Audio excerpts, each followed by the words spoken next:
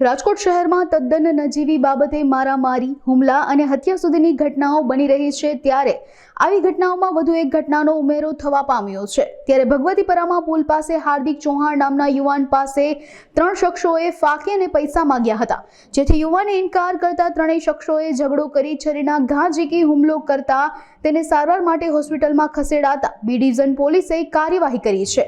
લૂંટારૂ ટોળકીએ એક જ દિવસમાં 3 જેટલા લોકોને છરી બતાવી લૂંટનો પ્રયાસ કર્યો હતો। પોલીસે ગણતરીની કલાકોમાં જ શનિ ઉદ્રેજિયા ઉર્ફે ચડિયો, શિવરાજ સાગર ઉદ્રેજિયાની ધરપકડ કરી પૂછપરછ શરૂ કરી છે। આરોપીઓએ માત્ર 1.5 કલાકમાં 2 જેટલી લૂંટ અને એક હત્યાની કોશિશને અંજામ આપ્યો હતો।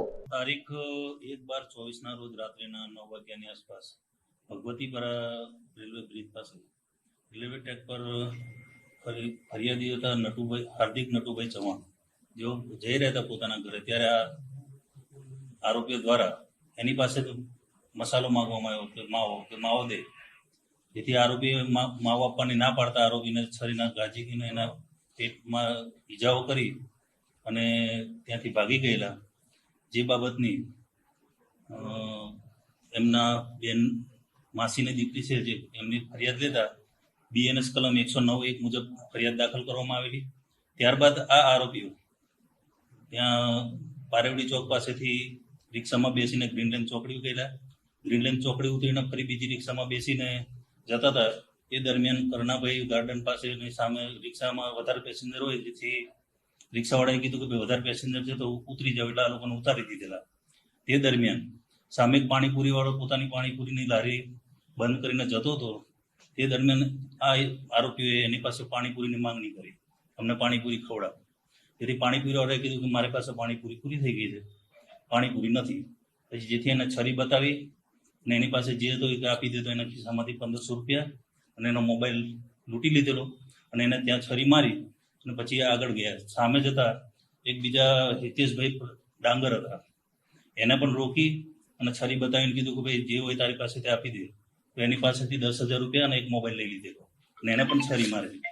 ત્યારબાદ આ લોકો લઈને નીકળે દરમિયાન હિતેશભાઈ બૂમ કરી કે અમને લૂંટે બૂમ મારતા સામે 7-8 છોકરાઓ બેઠેલા હતા, એમને પકડવા માટે દોડ્યા, પકડવા માટે પ્રયાસ કર્યો। તે દરમિયાન જય કરીને જે છોકરો છે એને પણ આ ઈસમોએ છરીનો મારેલી અને એ દરમિયાન એક ઈસમ પકડાઈ ગયેલો।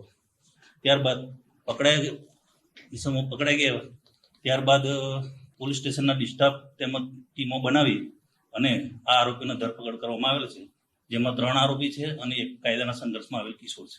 આરોપીઓ પાસેથી જે પણ મુદ્દામાલ ગયે છે ટોટલ પૂરેપૂરો મુદ્દામાલ રિકવર કરવામાં આવેલો છે।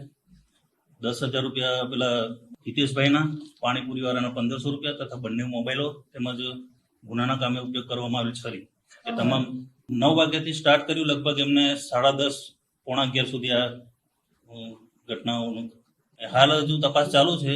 આરોપી અટક કર્યા છે પણ ઈ ગુજકોપમાં સર્ચ કરતા હાલ સુધી એમનો કોઈ ગુનાહિત ઇતિહાસ હતો। બસ લૂંટો જ કરવાનું ને એ કરવાનું। પહેલી વખતમાં ગુનો કરેલો હાલ તો જણાય છે, પરંતુ કોઈ બીજા કોઈ ફરિયાદી આ બાબતની જાણ થયા બાદ કોઈ આવે કે આ લોકોએ કોઈ અમારી સાથે કૃત્ય કરેલું છે આ પ્રમાણે, એવું કંઈ જાણવામાં આવશે તો એની પણ તપાસ કરવામાં આવશે।